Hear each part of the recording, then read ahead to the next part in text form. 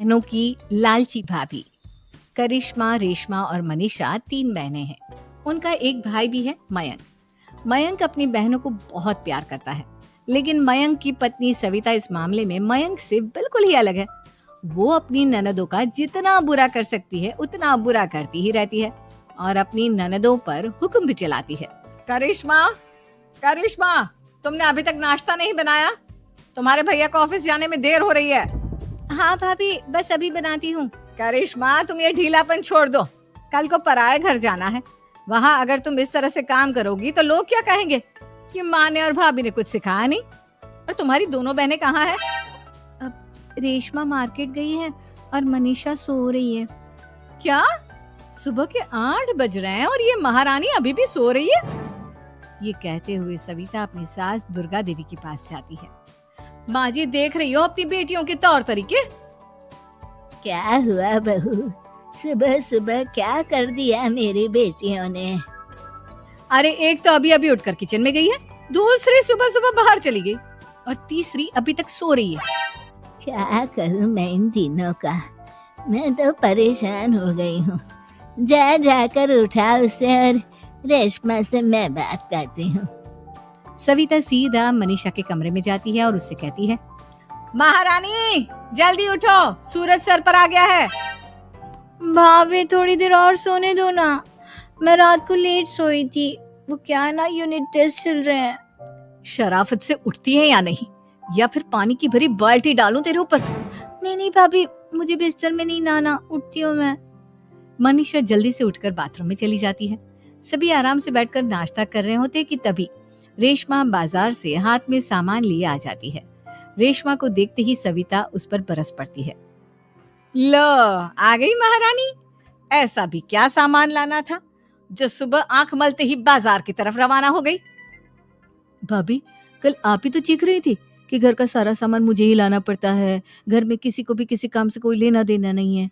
अब मैं बाजार जाकर सामान ले आई तो आपको इस बात से भी तकलीफ हो रही है? देख रही हो माँ जी, अपनी बेटी की जुबान कैंची से भी तेज चलती है। और मयंक, आप तो कुछ कहेंगे नहीं अपनी लाडली बहन को? रेशमा, अपनी भाभी से ऐसे बात नहीं करते। चलो माफी मांगो। भैया, मैं क्यों माफी मांगू? आप भाभी से बोलिए ना कि हम पर कम हुक्म चलाया करे।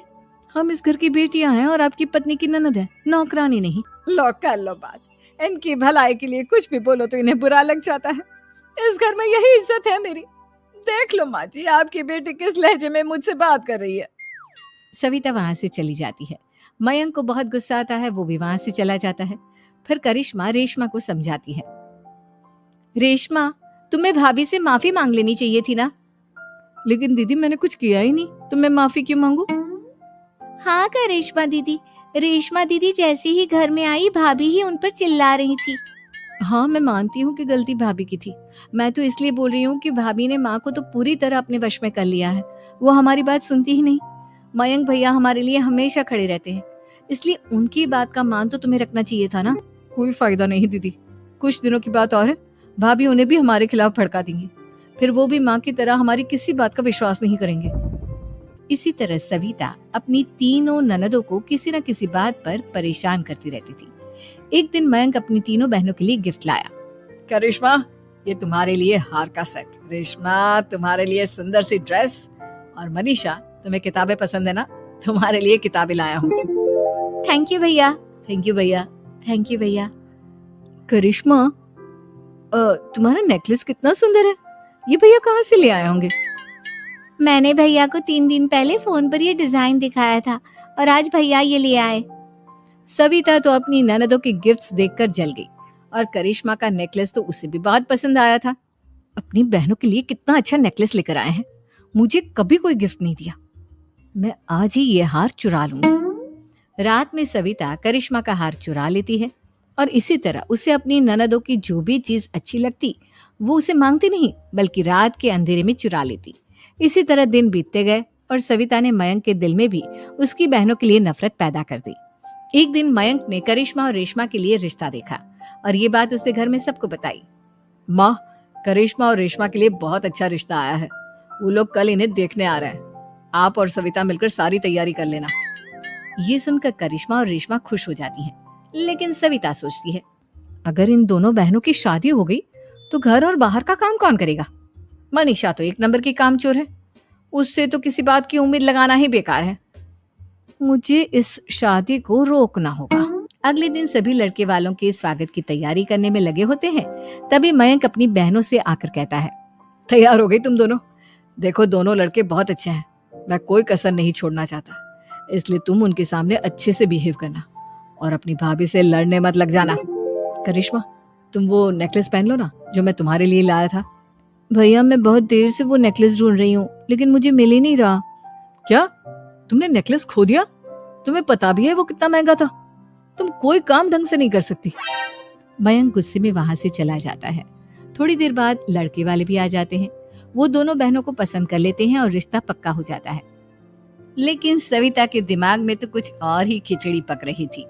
वो पंडित जी के पास करिश्मा की कुंडली लेकर जाती है और उन्हें पैसे देकर करिश्मा की कुंडली बदलवा देती है।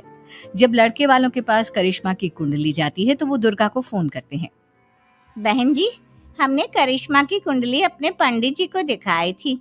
आपकी बेटी की कुंडली नहीं बल्कि दोषों का पिटारा है। देखिए, मैं और मेरे पति इन सब बातों में बहुत विश्वास करते हैं, इसलिए हम आपकी बेटी से अपने बेटे की शादी नहीं करा सकते। इस तरह करिश्मा का रिश्ता टूट जाता है और सभी घर वालों को बहुत दुख होता है।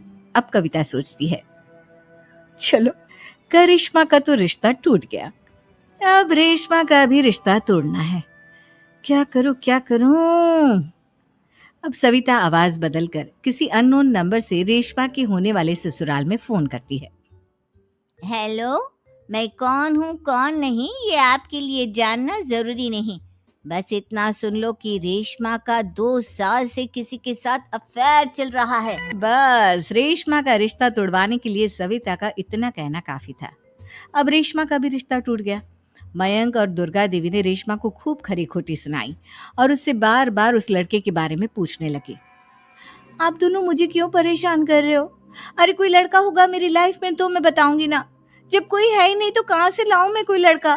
तो तेरे होने वाले ससुराल वालों को फोन किसने किया था? माँ मैं नहीं जानती किसने फोन किया था, मैं सच कह रही हूँ। मैं तो पहले ही कह रही थी इसकी लगाम खींच कर रखो, लेकिन मेरी सुनता ही कौन है। आप चुप रहिए भाभी, ये सब आपका ही किया धरा है।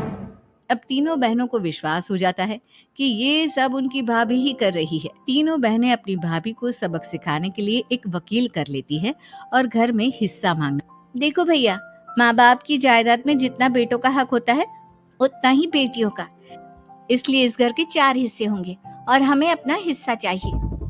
मैंने तुम्हारे लिए क्या क्या नहीं किया और तुम इस घर में हिस्सा मांग रही हो? भैया, आप और माँ हम बहनों की कोई बात नहीं सुनते हो और भाभी हमारी शादी नहीं होने देगी क्योंकि उन्हें लगता है कि आप हमारी शादी में ज्यादा पैसा लगाओगे और उन्हें हम जैसी फ्री की नौकरानी कहाँ मिलेगी। तो हम भाभी के साथ तो रह नहीं सकते, हम बहनों को अपना हिस्सा चाहिए। अरे तुम्हें शर्म आनी चाहिए अपने भाभी पर ऐसा इल्जाम लगाते हुए। वो तुम्हारे बारे में कितना सोचती है। हाँ माँ, भाभी हमारे बारे में बहुत सोचती है, दिन रात बस यही सोचती रहती है कि किस तरह से अपनी तीनों ननदों को परेशान करूं और कभी मुझे पढ़ने भी नहीं देती। दोनों बहनों का रिश्ता भी तो इन्होंने ही तोड़वाया है और रात में हमारे कमरे में आकर हमारी चीजें भी चुराती हैं। इसी तरह सविता की तीनों ननदें अपनी बात पर अड़ी रही। अब कोर्ट में तारीख भी शुरू हो गई। जब सविता को लगा कि उसकी तीनों ननद इतनी आसानी से नहीं मानने वाली, तो उसने अपने पति और सास को सारी सच्चाई बता दी और अपनी तीनों ननद से माफी मांगी। मयंक और दुर्गा को भी